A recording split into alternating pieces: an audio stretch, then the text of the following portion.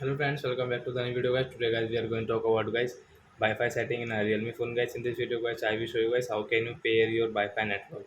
Friends, you want to pair your Wi-Fi network in your Realme phone, so friends you can pair it.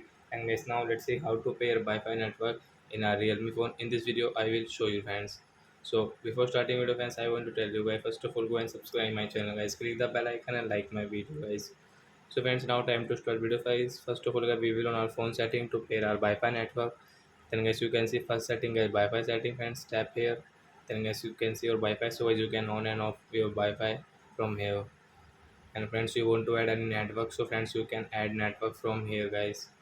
And guys you want to use guys scanner, so guys you can use from here also. So guys you can see guys this Wi-Fi network guys I want to pair 5G network. So I will enter password here, and guys you can check your password also.